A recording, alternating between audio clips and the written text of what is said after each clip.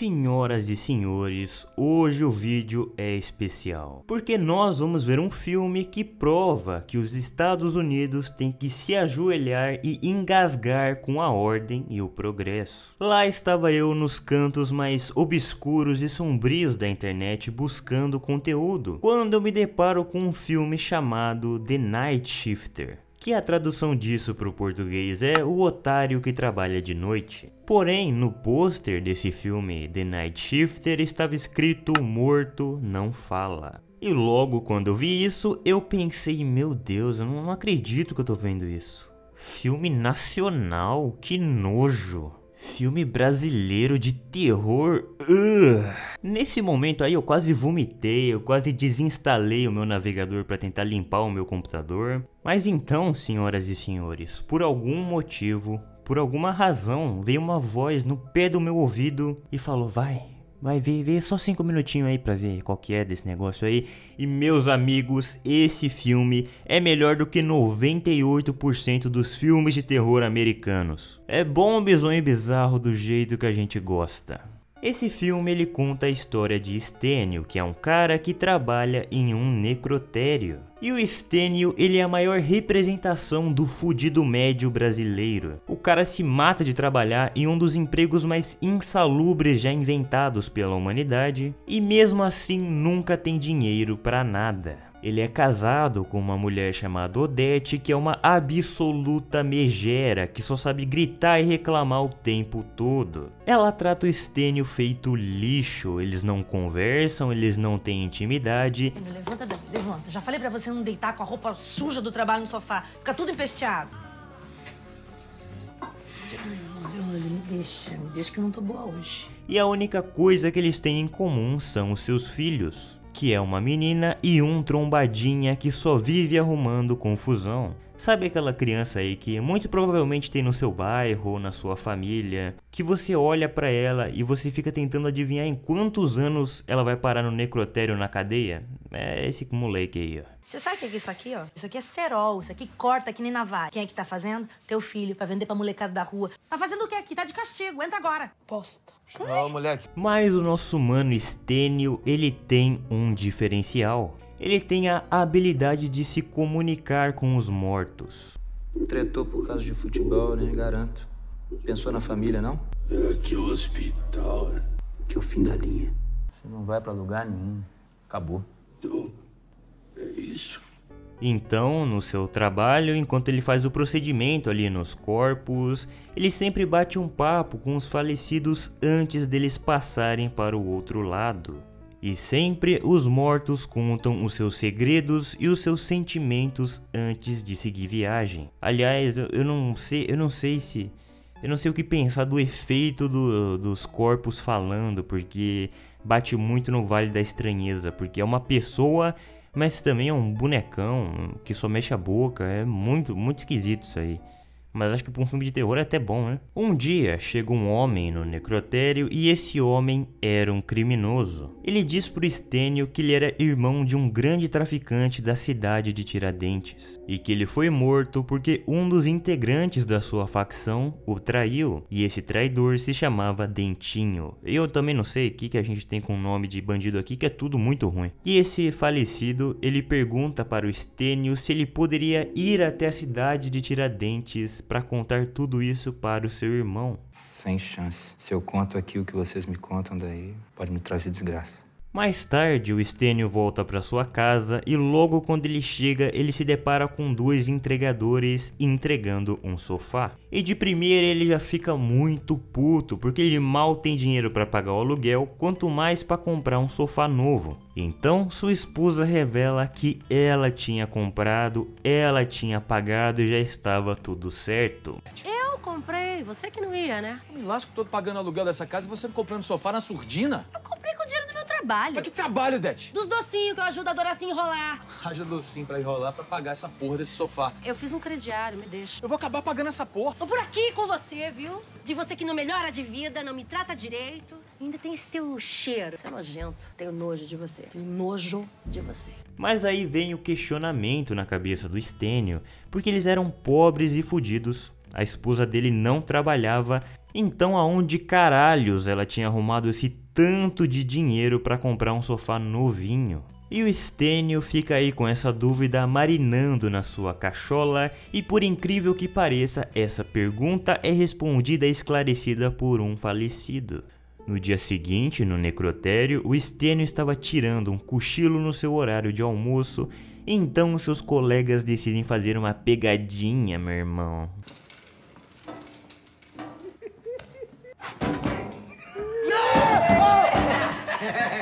Puta brincadeira sem graça, Valdir.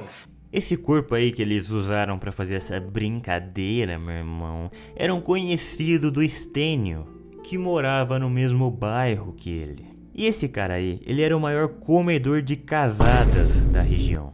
E o motivo dele tá aí geladinho na mesa é que um dos maridos ficou completamente puto e retirou a sua vida. E o Stênio, sabendo o motivo dele tá ali, ele faz um descaso com o cara, ele fica aí, ó.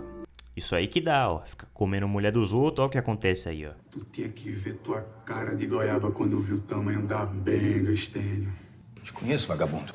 Aê, Vila Gustavo na área, meu. O que tu aprontou? Roubando coração por aí, né? É da mulher dos outros, né? Fica de sacanagem, acaba indo despachado pro além antes da hora. E o morto, então, só de sacanagem, ele revela pro Stênio que ele é o maior corno que ele já conheceu. Ele diz que a mulher do Stênio era uma vagabunda que enchia a cabeça dele de galha e que todo mundo sabia. Porque tu é otário. Enquanto tu tá lavando defunto aí, tua mulher tá te chifrando de baciada, rapaz. Você tá falando é da minha mulher. Ih, agora ficou bravo, não foi, chapéu de zebu? Eu duvido tu crescer assim pra cima do Jaime. O Jaime, o maluco da padaria? E ele revela que ela tinha um caso com o padeiro do bairro, o Jaime. E era ele que pagava por todos os mimos dela. As roupas, os perfumes, os móveis novos, era tudo da conta do Jaime. Tudo era passado no xerecard pro dono da padaria. A moeda de troca era uma rosca bem queimada. E essa padaria aí era um lugar que o Stênio ia com frequência para tomar um café, para tomar uma cachaçinha, e ele nunca pagava a conta, sempre pedia fiado e sempre ficava devendo. Você vai ter que ler o cartaz aqui? Depois te pago. Então não dá nem para culpar o Jaime, ele só tá pagando a conta aí que o cara tá devendo também. Vai ter que pagar comendo a mulher dele. E quando o Stênio fica sabendo que o Jaime da padaria está macetando a sua mulher, ele imediatamente sai do trabalho e vai até a padaria, onde ele toma um copo de pinga e se recusa a pagar por isso. E então ele dá a encarada fatal do boi bravo. Vai fazer isso comigo mesmo, seu Jaime? Porque a minha padaria não é posto de bolsa cachaça, não. O Stênio vai para casa e ele já começa a tratar a mulher dele como o lixo que ela é. Tá assistindo o programa. Quero ver o jornal, a casa é minha. Detalhe que ele não senta mais no sofá, agora ele senta no chão porque, né, é fruto da macetação da esposa dele. E na televisão tá passando uma reportagem sobre o caso daquele criminoso que ele tinha atendido há alguns dias atrás. Aquele que foi traído por um colega, que o Stênio sabia exatamente quem é, então ele tem uma brilhante ideia. Ele se aproveita de todas as informações que ele recebeu daquele falecido, de todos os segredos dele para fingir que era um amigo próximo, para fingir que ele tinha puxado cadeia junto com ele. Então o Stênio vai até a boca de fumo, chega até o dono da boca, que era irmão do falecido. Ele chega lá falando, pô, eu era muito próximo do teu irmão, pô, a gente era parceiro mesmo. E por acaso, só por acaso assim, eu sei quem que é o traidor aqui, pô. E essa cena é muito boa porque ele chega lá pra falar que ele sabe quem é o traidor. Enquanto ele tá falando com o dono da boca ali, o verdadeiro traidor tá do lado com a porra de um fuzil na mão. Mas obviamente, ele não é burro o suficiente para se envolver nisso à toa, por uma coisa que ele não tem nada a ver. Então, ao invés de falar a verdade, ele fala, pô, o traidor é um tal de Jaime, que trabalha numa padaria ali, pô. Ele chama Jaime. Mas o problema começa aí, porque no dia seguinte, o Stênio tá lá no seu trabalho e o conhecido dele, que revelou o chifre, diz que ele estava completamente fodido. Você se fudeu, Stênio. Como é que você vai fazer essa merda, cara? Segredo de morto é segredo de morte, Stênio. porque segredo de morto é segredo de morte. Você não pode espalhar por aí, muito menos usar para benefício próprio, porque coisas assim têm consequências. E nesse mesmo dia aí que ele estava lá no seu turno no trabalho, a sua esposa estava no turno na pica do Jaime, sendo madeirada no motel. Só que enquanto eles estão lá no ato, né? O Jaime, ele olha pra tatuagem que ela tem no ombro com o nome dos filhos dela e o cara brocha na hora. Ficar vendo aí o nome dos seus filhos não é fácil, não. E após brigar por causa disso, eles vão embora. Então o padeiro ele para o carro porque ele precisava ter uma DR com a Odete. Ele diz que era melhor eles darem um tempo, porque ela estava muito emocionada e também porque ele desconfiava que o Stênio desconfiava de tudo que estava acontecendo ali, por causa daquela encarada lá dos bois furiosos. E o papo dos dois é cortado no meio porque os traficantes chegam lá e eles cortam a goela do Jaime. Eliminam o cara e era pra Odete sair dessa tranquila. Só que aí ela fica fazendo escândalo, fica gritando com os caras altamente armados e acaba levando chumbo na cabeça.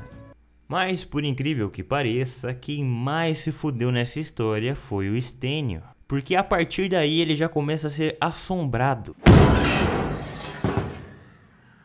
Quando ele volta do seu turno, aí ele vê que ele tinha cagado no pau. Tinha uma puta multidão, polícia, e ele vê que os traficantes não tinham só eliminado o Jaime, mas também tinham eliminado a sua esposa.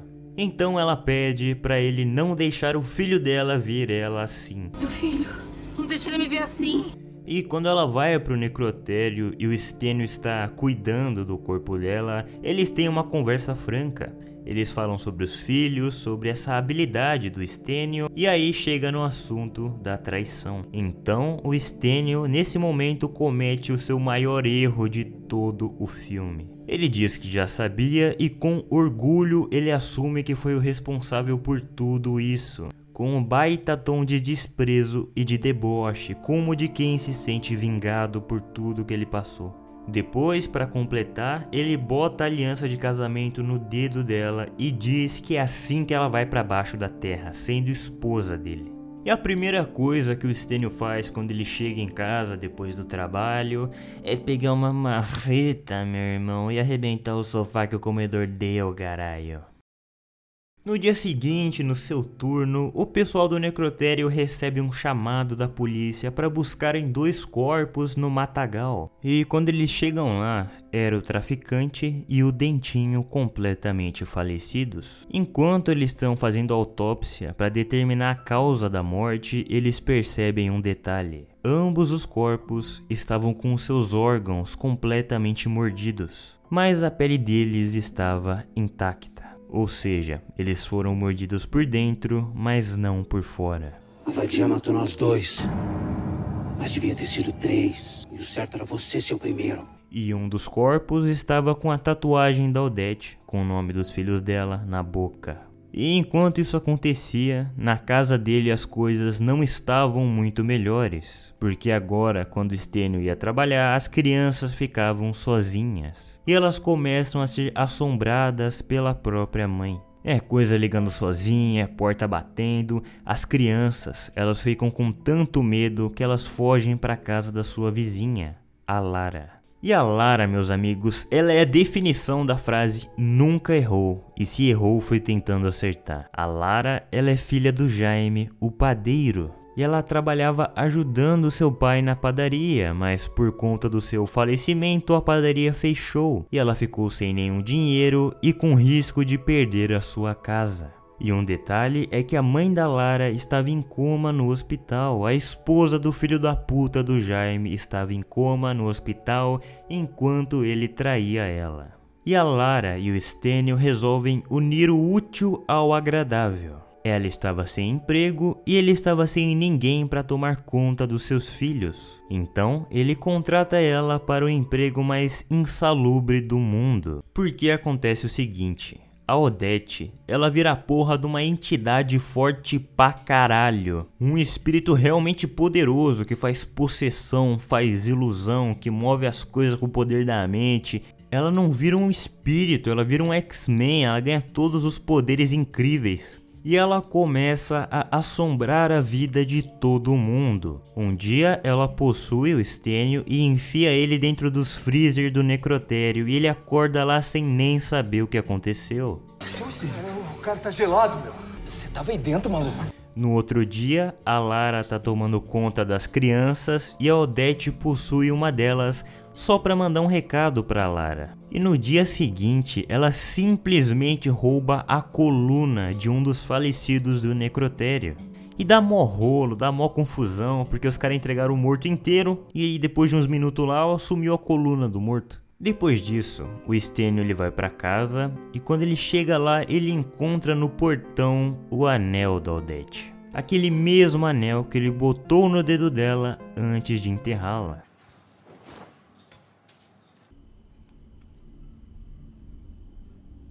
Então ele entende o recado. Ele vai até um amigo dele que é coveiro no cemitério pedir para ele desenterrar a Odete, porque assim ele poderia falar com ela. E o cara diz um negócio do tipo, pô, eu não vou desenterrar não, bicho, mas se por um acaso você aparecer aí de noite e desenterrar por conta própria, eu posso fazer uma vista grossa aí pra você. E assim ele faz. Ele entra na muquia, desenterra sua esposa e fala com ela. E basicamente, ela fala pra ele que ele está completamente fudido.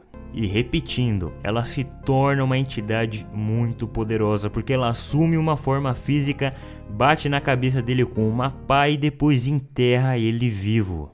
E ele escapa, porém à beira da morte. Ele é resgatado pelo seu amigo e levado para o hospital, aonde a polícia espera ele acordar para ele responder algumas perguntas. Depois, eles levam ele para casa de viatura, o que pega muito mal com a família dele. E ele começa a ser descascado pelo próprio filho. O que você tava fazendo na viatura? Depois eu explico, eu vou tomar um banho e daqui a pouco... Não! Por que você pode chegar de viatura e eu não? Você não me chamou de marginal?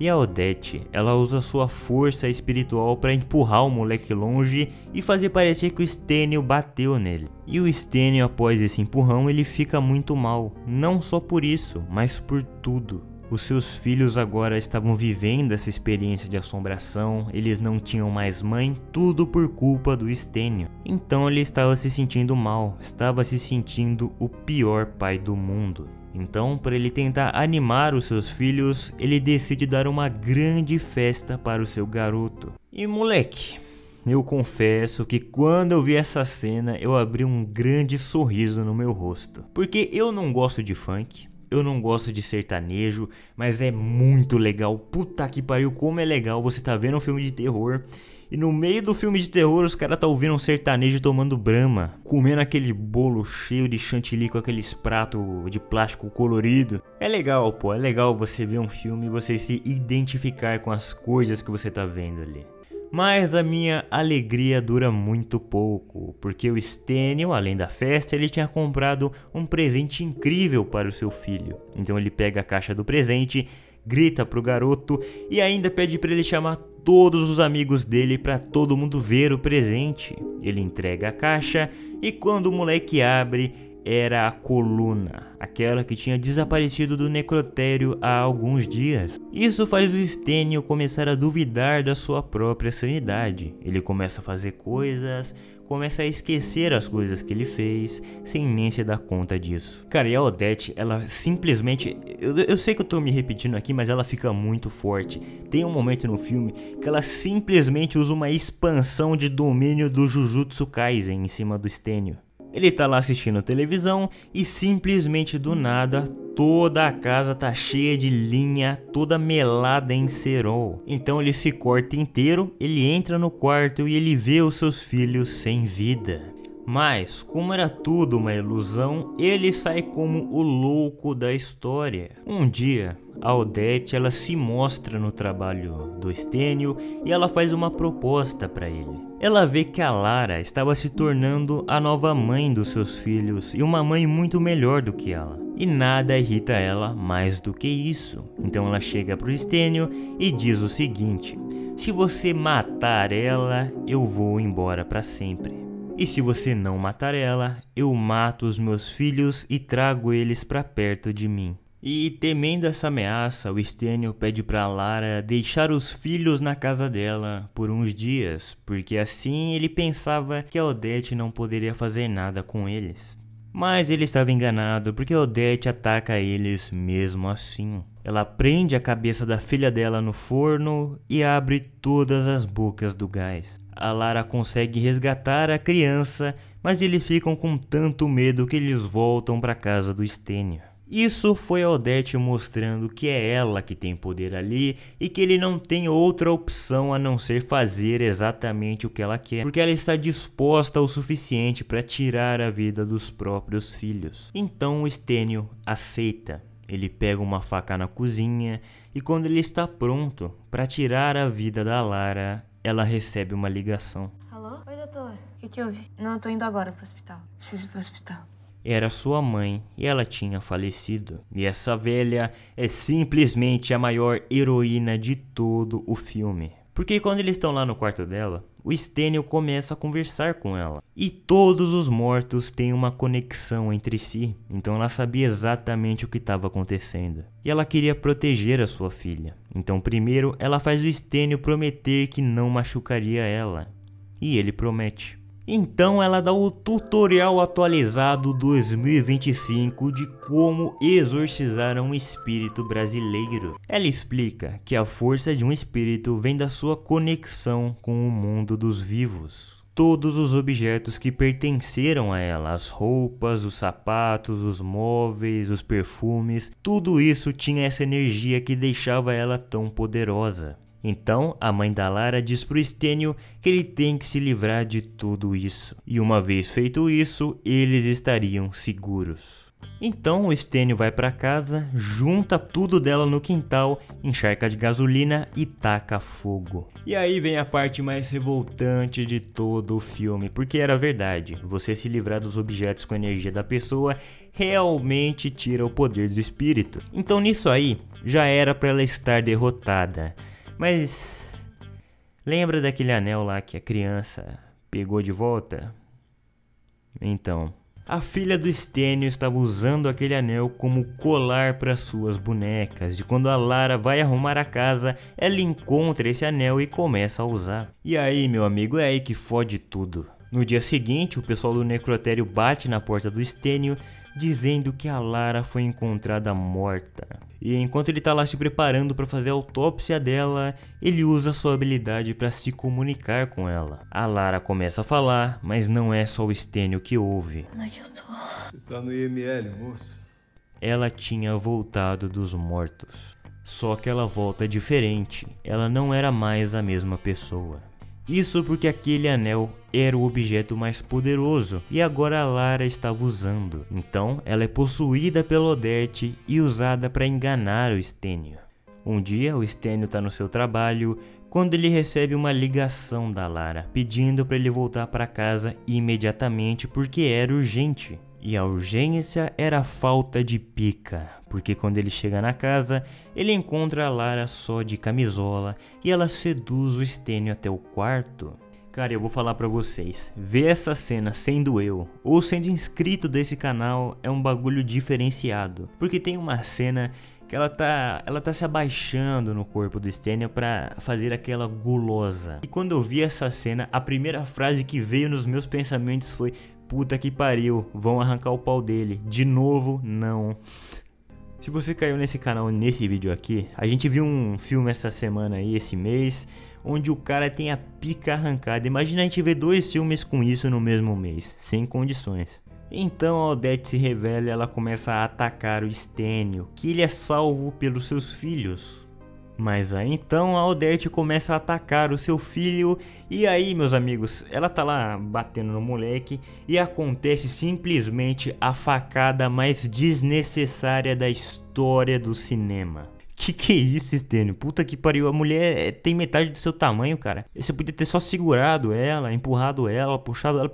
Precisava dar uma facada na mão dela, cara. Eu também não entendo como é que o Stênio não viu a porra desse anel no dedo dela mais cedo. Porque ela tá, em todos os momentos ela estava usando a porcaria do anel. E toda vez que você vê as cenas deles interagindo, você fica... Puta que pariu, Stanley, olha o tamanho dessa porra desse anel, parece um farol, dá pra ver a 5 km, como é que você não tá vendo o anel na mão dela? E ele não vê. Ele só vê o anel quando o roteiro quer. Porque depois dessa lutaiada aí acontecer, eles levam a briga pro porão e ele finalmente arranca o anel do dedo dela e ela volta ao normal sem saber nada do que estava acontecendo. A Odette se manifesta, mas o Stênio já tá cansado disso, já tá cansado de deixar sua família em perigo, cansado de deixar a Lara em perigo, então ele finalmente assume. Eu matei a Odette e o Jaime. Não, todo mundo sabe quem matou eles. Mas ninguém sabe quem mandou matar. Então ele bota o anel no dedo dele e diz que a Odette agora vai junto com ele. Ele olha pra Lara e fala: meus filhos agora são seus, se fode aí, responsabilidade sua. E ele sai mundo afora pra nunca mais voltar, sendo assombrado por todos os espíritos que ele foi responsável por matar.